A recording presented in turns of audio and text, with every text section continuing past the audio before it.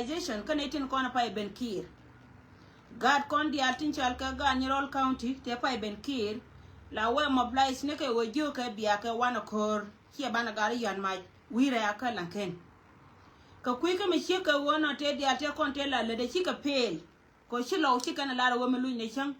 bang ne hienda ko kon ba karame de hiena me che dora hieda iso chala kon ida kon chal ga ji Nyerol mi cha dora ne me cha da bang ne chang ko kon ba ka ba pies pula wora ma ngot ka mi jene aram kel ka ne te kon ba ka nyi ga je tangi ma boro gatin kon chal ka gad bal yen dial te kon te lunjo kir chang ma boro kan cha ma borjo wo kon telo koram kel mi chal ka randu telo koram kel mi chal ka randu mi be majje bu wona kel ke ne ko to to kwar ba wona che ka chol shi ka mela ta ka ko ba west bat ci gad bal yen dial cha tit ken kap ka cha lara ken go cha ma borjo bi jara ka radu bi fere ne che nyar ko ite to te kon la lwa che nyar ko ite hiaro modor ka yena garke kon do na de ti ko kon lo menu go dora na me kine ra me kine na ka ci don ko na kine yo gor so na mo ajene pen kor yene tin kon ta pin kama ni yene diale kon te la ling la yena le ka ka ra ka wat la kwan kana ti chop ba na kwanya ken ne ti chop gen diok ne ri chop gen wa te gel ka dup ti gol ba ko kwanya ken wa ka mobilization kan den a report yene je na mo jara cha latin antama kuraite to dane kiko ko kairar ko ken wo ka kor biate ka leng yellow di altenan amani yellow tin konen te chang mabor ko kaira antama wojen we kor we gar we ka yan mat rai to dane shika wa mo we woto wan wojen bi ka chop wana na tane kon te katin ko ka ne kon te ka gwa me bi ka roma katina ngot kan ne chop ka lanken mo go chop mo we te ka kor mo yena woli wo to rai loka ama bor kana wur mi chal ka wol nya ka gar ke torchi te ka mala la de yan sha gara dara ko kane do kono cha lo kane wo kan panken ba wo ne rodien gor ka je bi ko continue amana ga lo ko to kono tin la la jen ka ro yen di lo ka dia bi ko wo ko ken ba ga ro gam anytime soon bana te ko rai lo ka kan kor kap ka ma bori je ne bi gara wo ka shwil la dora na puja payam kel ka dor mi shal ka Nyerol County bat che best dung kuma SPLA bes dung kuma SPLA wo ka Nyerol County again point and city mo kwale chol dor michal ke lanken dan again best ndi tin chal ka barat dunen tin ko chal ka jayu ni metana mala amana me dan ne cha kor cha to gwade dan ne to ko kortin me gor ko de jon lu ba ye de naken gwade ku SPLA wo me ku betin dor michal ke lanken ken chiga ben ka wat payam en wada payam ka lanken ba chiga bentine la wo ken nyur ka tin ta ka pan nyur ba meda ne tana mala kamal 2018 we kanare so ka kui ka mi chiko na tame jeni bina yen ka et quarter min kwale chole Nyerol County bina yen bina wona ni dor mi chal ka shiel payam en shiela payam kel ka payam to kona la Nyerol so la yendi ala ro che bitwo ko wo wona ka shiel payam lo no go man ni ne to kona chal ka gat tin kona ta kel to bana ken kel ka ay go bi ko wo ka shiel fil kan la de la gwa chianga fil kan ite totin kon de tin kan ite to de to china borong te ni ken majority ke li wona na tray loka dor mi chal ke Nyerol County che borong ka fil man lo no go jena ma bor poinde te ka ma gor ne je go jen che pide che ke tin ka jen gor je go ba tata ba ko bin pile wur mi chal ke sai bin gen na ti diala ti ka te cha lat ka history ka ti be ti ma de ne ka te cha lat ka history ma nga yena ma yena tin kon chal ka ga loka ki guardian ti shop so rai ma ba pelti ne no wojen ka jel ka wena kani time soon bo ba te ka kor rai loka ba te ka kor antini de kon chal ka ji ay woti loka kor ken shikene be no ba sha ken ba kana ba mi chal ka self defend ba la de ken la re yendi ala ne te kon la yen ngade woti state biya ko nan ka du ko kien en wojen metere loka wana ma dar ka je shika kun mi changi na kaw ka loko go bi gad bi ka liu ko kana ide diala kon ka kana ite kon ten na kana da kan ga pajut ki law diala hay go kan jang pankien cha gor ba gad ken ba ka chul ka gad te kon en hakake ajeri to nan loko no kor na mo law yene diala kon la lin lakin me che chup ka da men ta me lar ma bore en go je ni bo to ka kor ba yinte tin kor ba te tin yene de kon ta pingwana na ta yin tin gwala mo wudun ta jena ko ngai ye guyen wudun ta jena o anytime soon bi ka chop ka ye ka waga ga kor chika le waka mobilization chika mala la ke ken ka jen ko ni na utiti waga ka kor so na majin information na nyam le lar ne kon ka jen be la breaking news lo nga ko biya hiya yene dia la kon ta ka Afrika mane antama kan ne kon ta ne do ngaken ta ga ken ngai ke je pujin wote ka mala rode but gore je wode na ke yodaka de rande ta pona da kan da ne kon da ka yodaka hiya ko amisi ko hiya be chop kan ne kon no maro e nyam aro e rewde ba waka bulshol ga weka bulshol ga ala bulta nuare hima bultin jiyo yanga go weka bulshol ga te nuare hima bultin jiyo te kwa gad bulli ala gad chan bulli tintela do mi kirana nang na gade dwel gora tintela ran gad mi din mi siwa dwel gora ni wal mi ko gagri tela nyaw nang dwel gora kwa kala wona ken lenga mi sinya ma yen gware dor mi chalka ma yom county Ryan Larry ye go Ryan dane weke wur mi chalka wan min twil dor mi chalka yunti set ke chup golde Ryan me chala tiang gwana na gatwang ba ngai de nyoka matin ko wo Larry ye ler yen ba bana dial kon to kama yom Naitin kontin cham kariam duna ken ko ka kona ken kon ga nuori dia dori konda ngwan ko ka kanide kona cha titkien kap kan to kona ta kama yom ka to kona tare do arana dori kona ko kien che ko dor mi chal ka pan ga kare loka ka jikan community ka kanide cha titkien kap ko wabira ma ne kien na ala liha dan ko unity state che bento duelan kama yom county Yoma yom te ka me cha ta na ken cha la rin ga to kono kwa ela ga ken yendi dia to gwa mo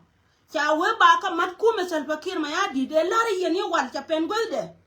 chi wal ga ke barar wo chi kor de no pai kwan che ma wo jen point en ter chong ko la waita mi min gang ye jen ba mare ba ja ka de char che be de mbor anymore ba mare ko wodi ko go ba ya kula bana yen cha beti te konte sia ya biem nam sia kana ala na me plan dunga biem nam yen baba ne dial ko no bu yen dor mi chal kama yom county tete ka gatin kontin gang ka yeken ko gor ka wojen ba ka nang re la de char ka wojen bi ko kula jien ba ka na tune dole te ko kien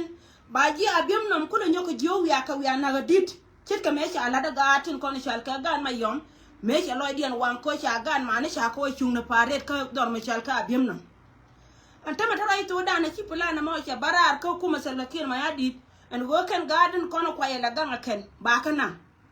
bakana kan ray mo ajena weken wen ala wen min twir cha wela wajena bala kwar me bi jan roya wero legende ye mo wero lege ko go ba kula ngai go wo and point yuti che da ngam ngot ka bom ka gar kon trai ko wur mi chal ka wen min twil ka wur mi chal ka tut ka galwa ka wur mi chal ka tabande ngai gor ka je wa ba ngai go gari ngam to jog da kana reason amount ma jen point de ki dunian cha pen go de lo yen ditin konon ta ga ki dunian cha pen go de bi war ga ba ben anytime soon ba waka ma yom ba gari di altin kon chal ka gang chani ala gang man jawni tin kan ka dora ken ba ka nang rei mo kwa ko chwa nang rei me bi lun jaw jamen ma kwala lariye ma yom county chala nyama ken go ken panken gor ka je go ba ngal da dor mi chal ka unity state parison wa ma yom county jike nakanaga ken awama we wote ka mo to mo wa wala ka duor ka unity state mo wa wo li ha unity state mo ben nei de kon de ngal ko warap tin de dor chal ka eben de woda ken la eben jani barar ka daltin cha ta ken dor cha ka pe ka wo ko tin ke nur awani de woda tin de na ngal na ken ka jima yom ajen ko ta ka plan ma ka je no wo kana gara kon kam ka kuwar ka je karun a plan me chare ala ka ken wo mo kon wadan ka gwa mene kana gwa mene an gwa ba na ko be chongtin ka bilia dan ko be ngobe maldi no to dan to be na je bentio ka bentio poinde cha belar ka wojen poinde bala de tol bilia me di do yinga tin ko ni me ken kuyina na tie ka kuwar antama matara to dan yen baba ne di alkana mama na tin kontin tin kwar ka ni yela ken ga to kontin ganga yeken aran roi ka gade agado jinyan ka wit ka real kele ba kam jama o wen min tue lere gado to krem bilar ye lere je wo chaji nang re ko ba jungi nang ka jire ko ba ngalona lakini runu wa ngwana ba ju yor pin wa not confirm rai me lare je ye go raja ka gad kun raja ka dol tin kon chal ko rodi ne ter chuong wo ken pankien me we enta me go gor kan go jen mo wa ko nang rei en wen min twin ba wen tu loy ko jube mo wa wen loy ko jube ba wur mi chal ka re bim top balir show balir show ba chu nang la wo ba chu nang ko unity state again ba nang ko unity state again ba wen nyoko lu jaw mo wa wo gor kan ne ko chal ka unity state ba tur ka la loa ba wen min twin ba la loa ko wen min twin mo wa de wa mare ba chu te bom mi te kan gare kwara e ter chu cha dan roi mi che ko ne chi plana mo cha pentin a jen ro ban dwal ka jang ka unity state kwale joni ye raja ka dol raja ka woken chi yo chi ka involve yo tin tot ton kon cha kamra a jibal san fakir ma ya di chi ka involve ba ka kam ka tori ji na kon ta tin cha tan ken ko ton kam ka wo ba gwan ken ba ka bungat dung do ar mi chal ka bim no me cha ji ka kon che ka ji 2013 kon ruwe ka jang an lok jang ne ka gwa me be chul tin che be chul tar ka je be chul wale ron 2026 me be chul tin jen plan de na me ka jen ben chuda yo ye yendi dia la kon ta kama yom county ora ja ka dol yo ke wona mo chi to ba wa pen pin ko wa yendi wa not confirm ka be pen pin ko ma yom county nan ba gur be tie la kel kan gar to kon ta rai to ko kon ka la chol tur kew min cha geri logo dor mi chol ke bul chol ga ko bul chol ga logo dien kan ke kwar mone logo dien dara kwat ko kal ta dan ko nuori logo dien kan bul chol ga akwat ko ken ko kwar mone chenga ji tur kew min ka je mi di kan ngal ko je kir twa jo cha bi chol tur kew ko kew chiu choke min ji tur kew kule chal tur kew wonte mte jide cha poara la mi dungdi bat chiu choka kana teke mulono waje na tur kew puchie tunmo mulono wajen ponen tut mo en cha mokulu wo chole jen tama wi chol ga betwa wo banang lwa lenga jero me lar yeme betwa wo banang lwa kan gar dia la kon ba ka yen ka gwa mi ton me be na shem kien tama ba ka yen a jen ko la nang ni wur mi chal ke wen min twil ko wajen ba san nan wala ka be ne tin kon chal ke ne ka ba ko rul ba pek da ngai wajen ngum la ro an cha ngai ken tama jen roi na lar yen mo yen di ko chal ke dir chol ga here did kon dar ma chal ka ma yom county awara rai ka gade mo wa choose no wa ba wakan wen aba yuro ta kon ba ko wannan an ga go man kana gwan tila ganga ba ka bana an ba ka ba choli ji abiyam nam te kon te wa na ka chuong ko abiyam nam me wa ka kam yama ne man ne ko me china do a chuong ko wa me cha lat kana mai tuo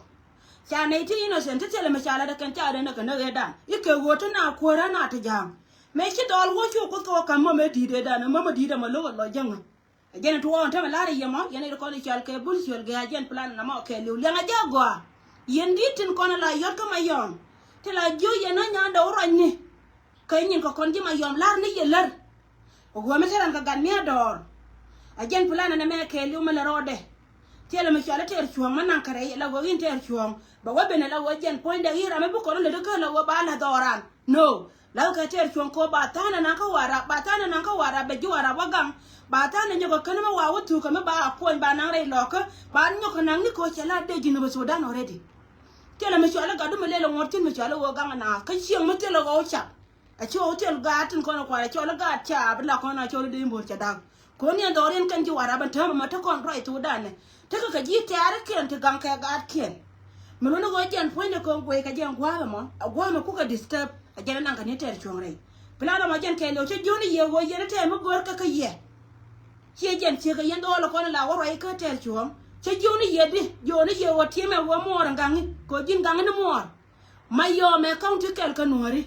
mo no wo jin gang ne mo che ka gana gang man dor me chal ke good county gada gang man dor me chal ke nyong man ne le dor me chal ke ler county te dol dia te tin kan dia lo de mbo te tin ko gang ran man kan chegde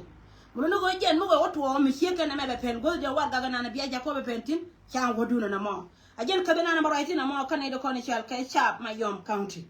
an wo yen chota e jena bare nyaka ben ka gad bor char kan e do ko ta ka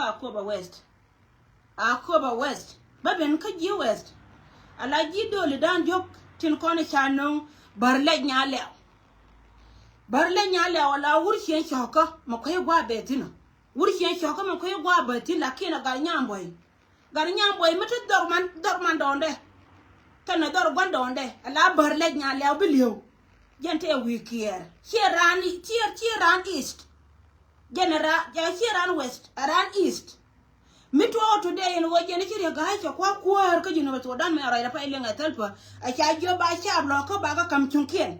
bidor mi shalka ko ba beta ka county daro I don't think wode barle janan do be no kwar county ka do mi shalka ko ba yis chede mero kware ko ba west sorry dera wa kwar ka east mi chino ra ka jawana a chi ga gon bi liu ko na kula tudwe mi chi ka kene logo kene be ko wako polte ka be ko la kwar Misha loken garnya lew de kwan ka east ta da non ka west ko wodo ren kan jugal biliyo ja ka ngada ka tela ka ne de kon ta tara to kon kan ne tin kon ala jajarar ka jimaira ka jimai kier kan jimai loka min non kan ni barle nya lew tim dun ko gor ka jadar nan ba ja ka fil kur kan plan me ke lew a jarizon ka melat ka gur mi shal ka ma bodo le shere de lentiam malalu ka yema yen jimai to kon te ka mi shi akwilieng wojo ko yeba it kwata ba nang dor michal ka kobo ba nang ba we ka east ba nang ka west a gorle dun jen mi dor mun ka changa pande roti ko no me wang kan je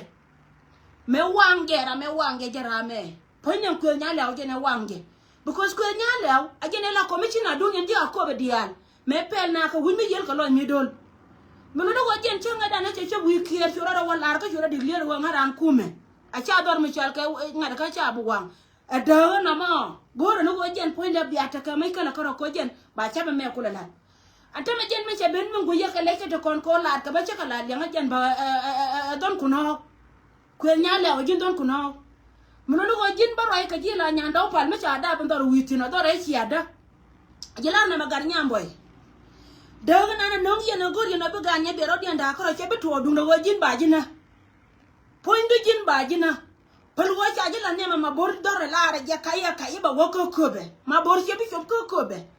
mabor liba lon wa bi shop kobe an point na dor nani chal ka wat na titin la kurlo ani mi wija wada penye be da be mi wuror bi shop ci bom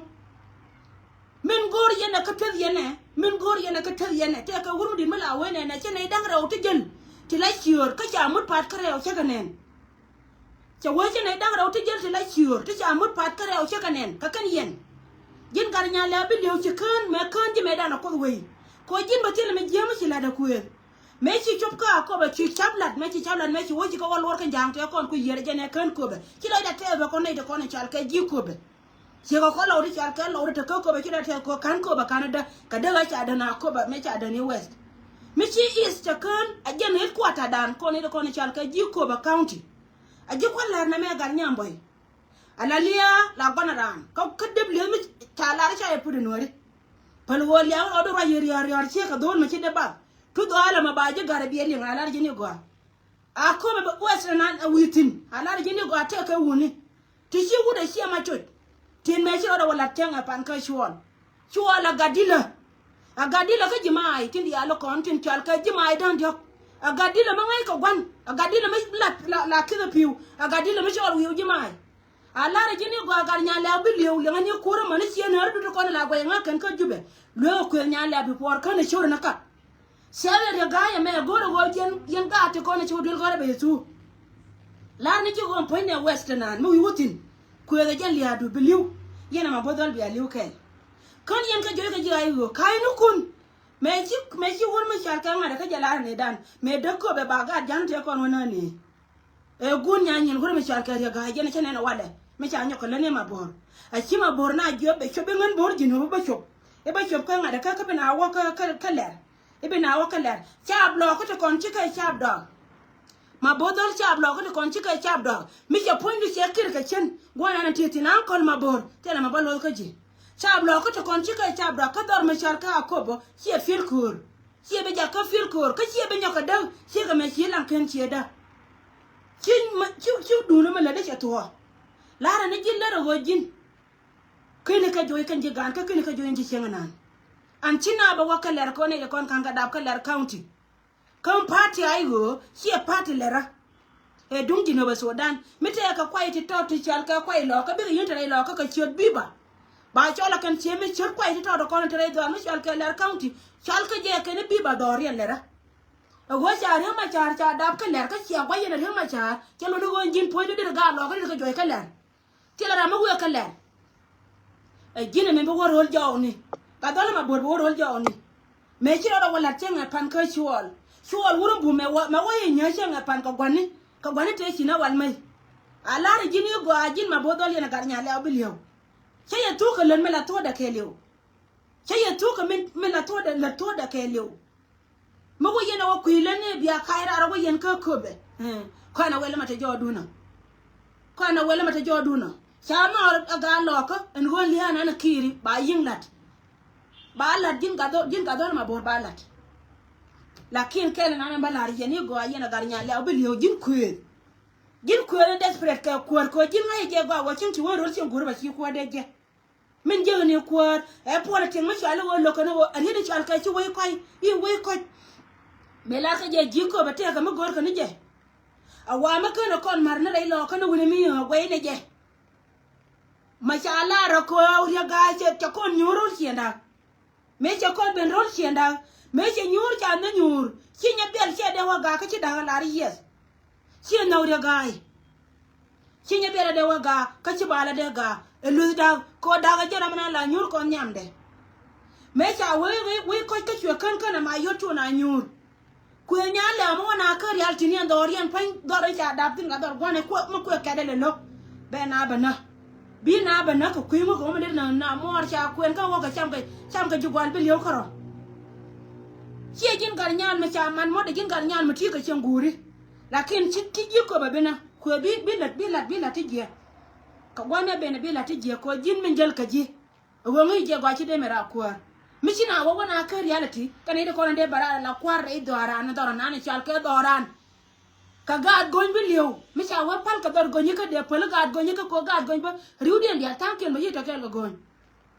de gad gon de ka la kwar chi jina mende la kwar ka wo chi opportunity ma chi je ku ra tap ni ma bordol dor na ni chal ka ko ba se chi jika wo gwan chi jina me la je ne te kon te cha yen te baba naken ala ne te ka si jin te be ka pa jut chi jina be jona na ka bol chol ya kwaji ne te kon ne ti ka te tin ko go me bo ka ja ko ba si te tin na ka kan na ka da mai cha ka na ka da mai ko chi da mai cha chi re nyal cha bo ka ko bo me cha bo ka ko ba cha tanken cha ka na cha ka mol pin cha si jin bo kal ka te ko na chi do re ko go ba ko la ri ga wo jen point de ina na cha ka ba na ne kun te kon de ba ka wa a chi na raba a chi na ran ba chi jina shu ka yo ka chen ga da ni min ya ko ba west ji ka na ka bol chola ko bol chol ma te ram ka na bol ka na liu bol ja te ka bol ka na liu gar yel ja te ka ja ngew gar nya la bi na bol ala ri ne go bi na bol gar nya la bi liu ga no lo ne ka count ro bi tin ko ro jen gwa cha le nga da jitin lo ni tin ya gar nya la chu de ben ka ko ba ka ngara ka be na ba ngong ka leku nyongol ci bi nyura dora mena na la ri ne go ci bi nyortin dora nan ci bi nyortin ku ci bi nyura dora dan ci bi nyortin bi wi ji ma yi kam ko bi wi kam ko ala ri ne go ba ji kam ko ku mo wa ji wa ka ji ma sha iba par wa kan ye me ala ri ne hardu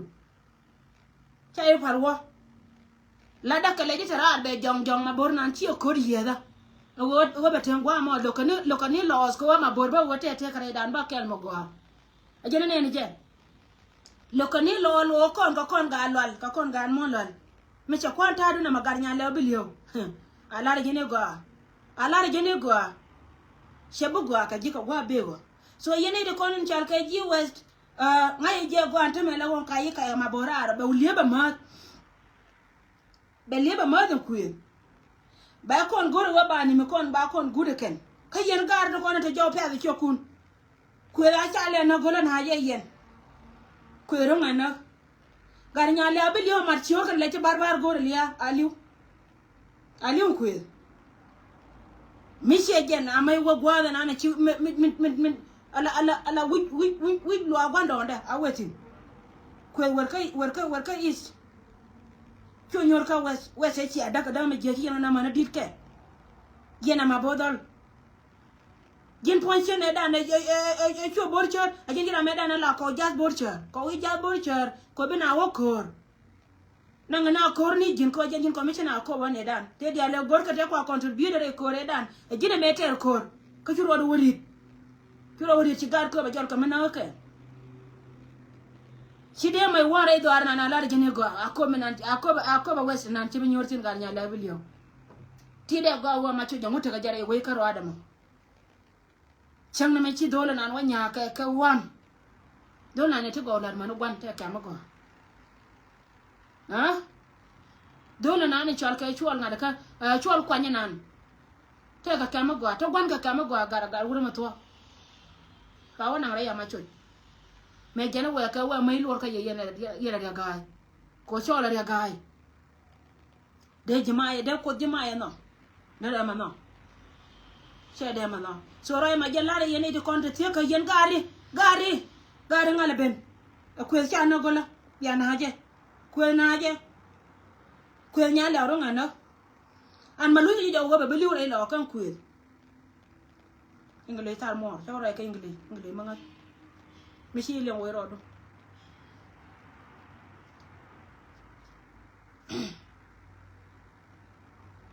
yendol ngale ben ko cha na gola na je ku na je bu ko da kamna ala ko de da ne to ko ni di dor ma chal ka walga ko de da ne to ko ni dor we wan ka ni dor ma chal ka walga ba na ku bi na lo gar nya le bilio man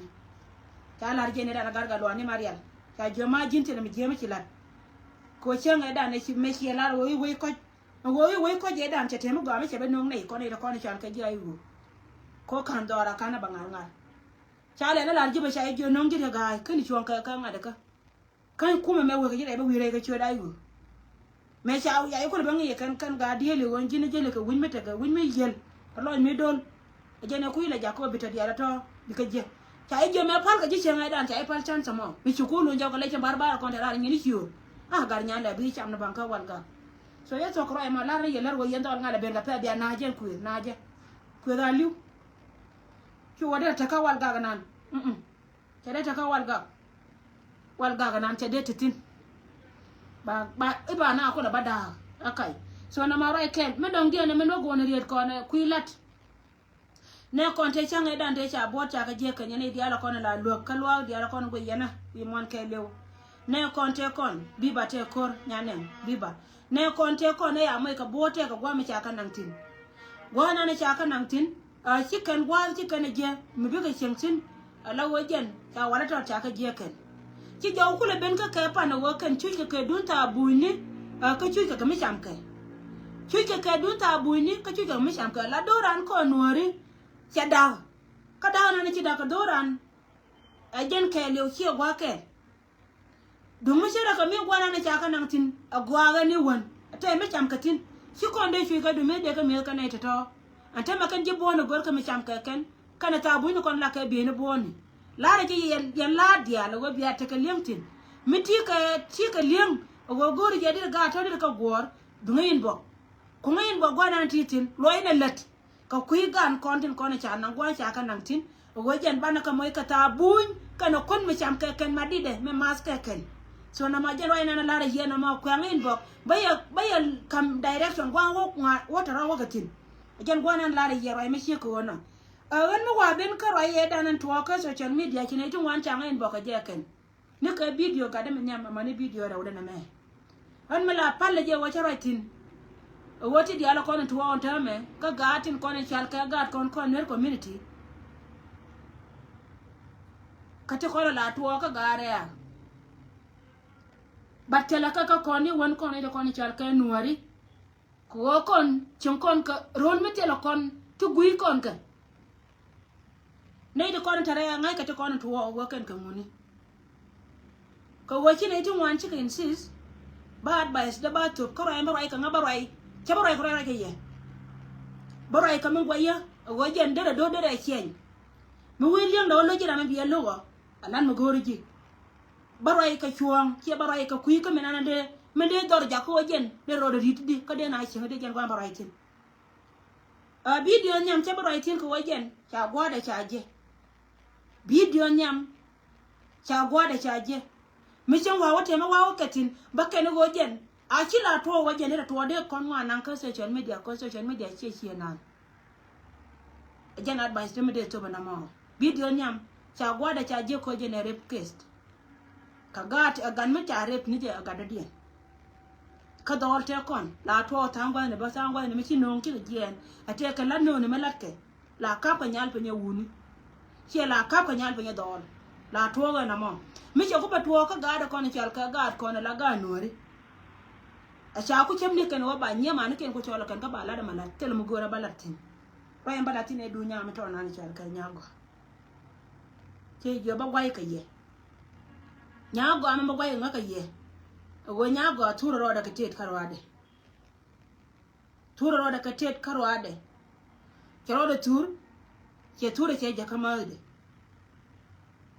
be la ke lu ba waka nyago bi be la ba waka nyago ko wajen na ma te la ja ka system da te la wur mala nawji mala joji kam ne chuang poindu ma ko yala mat yana je kam ne nga ba be chenga nga gwa na ta tin ka wona aji ramari da ngai wajela ne sata so jin nyago gwada ni nga tino min chiro da lat e won ka jimo goro wajen be jikien ko woni en turu menan me chanen e me ngudi kun ni choba gwana na titi e won ka jiko wajin goro je be jikien ko jin ci kayre kati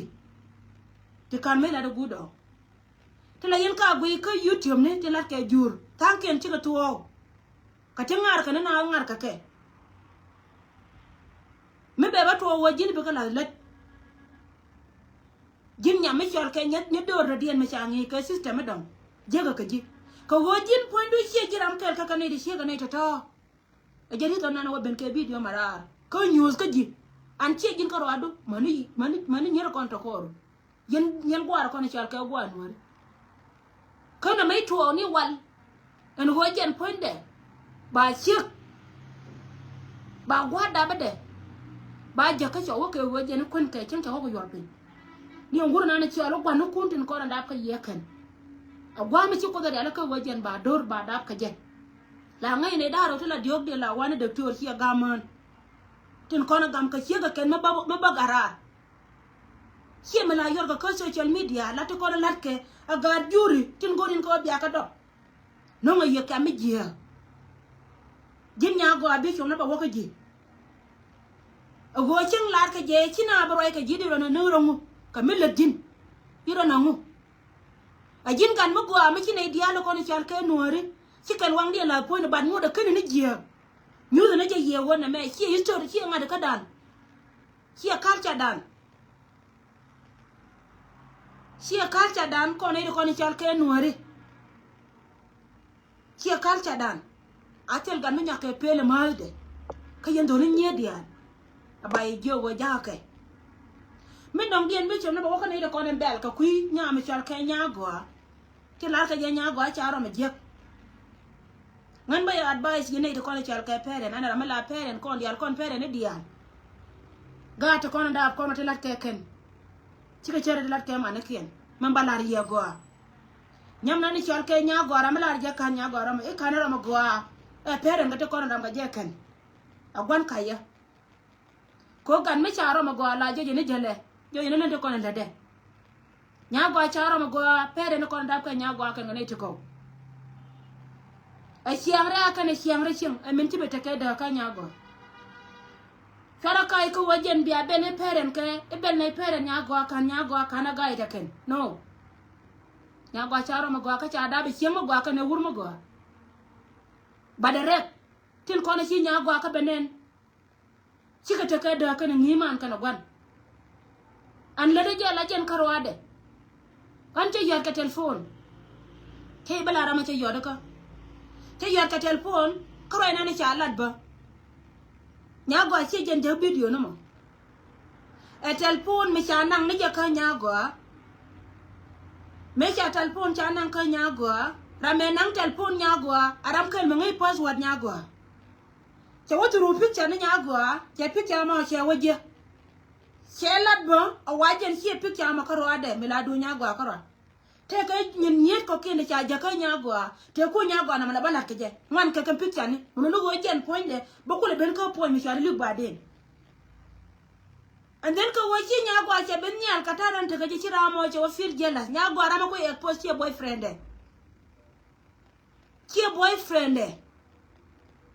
nyagwa che video de che tur batere telephone da karwade che boyfriend aram kel kanetin kone la ji point de to la jel ka kel so mi cha tur na ma cha oje che wo le ni tur nyagwa re tur ni nye dia tin kone cha jaka nyagwa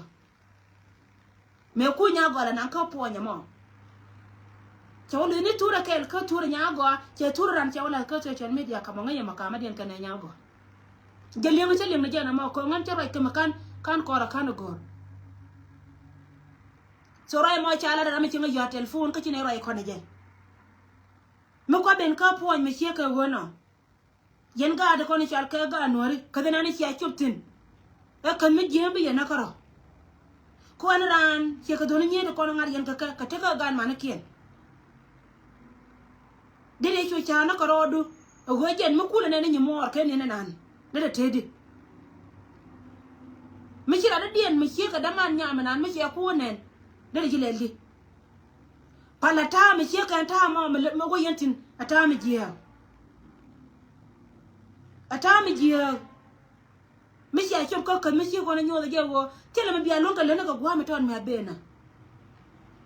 biya la dor ma bi jiya ko yen che lu kya je limba aje no ko le chop ya ka de che ka kan ta to che lu kya lim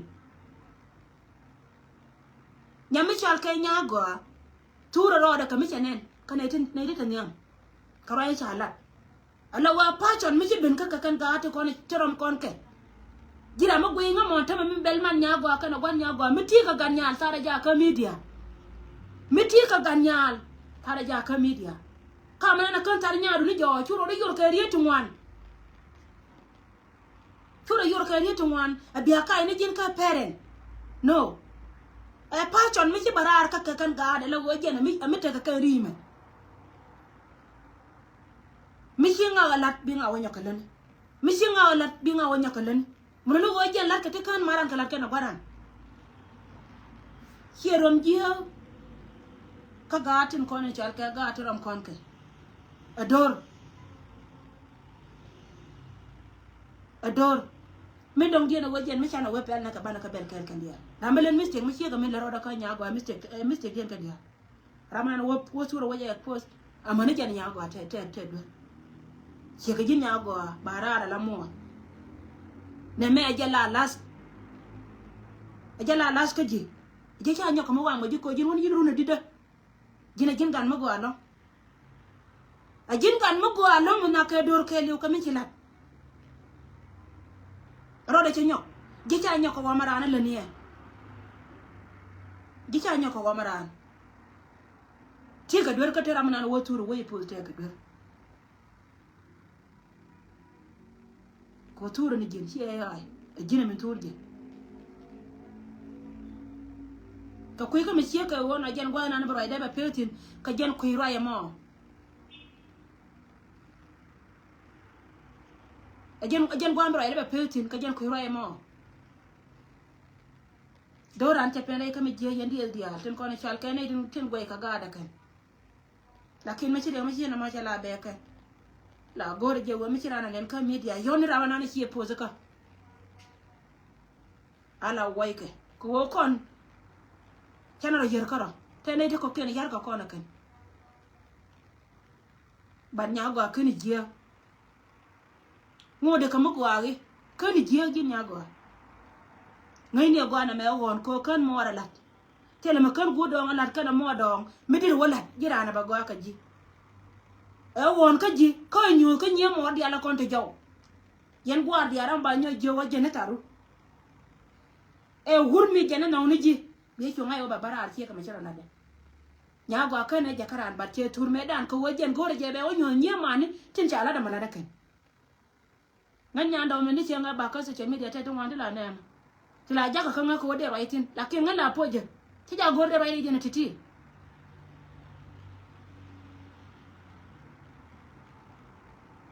ti ja bora ba rai din ko jen kan yen bora te tu wan ta tin alar yene go te tu wan ta tin ti go ne video nya go na te la ramata ka ke ha go ne video nya go na te la ramata ka ke te ka ne la tran ke kan ran te ka tu di jelo ti mi we we ka jira mi al ke noir na je go dor chaba so na ma jen go na ba peltin ka joji jin nya go ke ni je mo da ka manong na yi mana nyere di ala kono to koru mo nay ka manong na ye go chira andor la da wo bi chen tenyo no go jira ko jintira ram ten ke tenyo no wo chi kai wi chara yuni mi chinen bada na mo chi mala latke cheri ala ko be to ro mi chi ka wona ka ji kani ji mo da ka manong na yi loy ne lane ku chu la de na le ka nore chu japan bi woodben ba ji ko ni ndor ran ko nore biran ben ha biran ben chu po jo go loy lane ku lani me ladi awani thank you so much yana ita kono go yana gwa me baroda gara yana advice ndi kam gar kon la go kono ita kono chana ka dab rom kon dor mo dodien dor mo dong dor mo chita ko kene chanan kati diala kono chanan bako wan karo misi ja ne ni na mo chwa wi chwa jach ni parent gran ko the more chana ka parent kene kono biliu ko chi culture de chejan mana ni na mo dor me ta kon sin batango ne ba chile ran gul cha je ko la je ka wa cha kala takatin mu kwa kala de juwe mo no kono ko kono gor mo ne to dien la go yete me je ma chana lakin kon dies tin kono tram kon ga be je ka kon chana la kaine rew ba wala ro he bana na ne wur mate jay he man na ne wur mate jay de ro kon ja ko chana letin kon lat ka ba chana ka belat nyagwa che dor che kam nyan